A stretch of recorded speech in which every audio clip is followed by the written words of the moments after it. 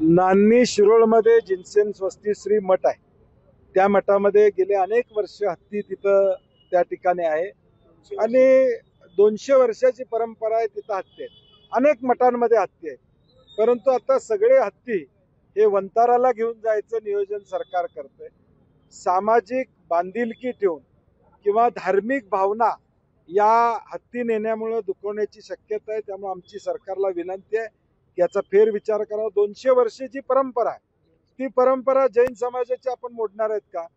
जैन समाजाची आस्था या सगळ्या मिरवणुकीच्या पाठीमागं प्रामुख्यानं त्या ठिकाणी असते. अनेक धार्मिक कार्यक्रम असतात. त्यावेळी त्या हत्तीवरून अनेक मंडळी येत असतात, पूजेला येत असतात आणि म्हणून आमची विनंती आहे सरकारला की या संदर्भात धोरणात्मक निर्णय न घेता ज्या ज्या मठांच्याकडे जे जे हत्ती आहेत त्यांना निगा कशी राखायची सांगा.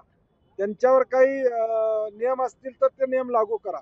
परंतु सगळेच उचलून तुम्हाला हत्तीच घेऊन जायचं असेल तर आमचं नुकसान करणारे हत्ती दाजीपूरमध्ये आहेत, तर जे शेतकऱ्यांचं नुकसान करतात ते पकडाने घेऊन जावा. चंदगड बसणं हत्ती आहेत ते. हे जे ऑलरेडी आहेत व्यवस्थित आहेत, माणसाळलेले आहेत, त्यांना का घेऊन जाताय आमचा प्रश्न आहे.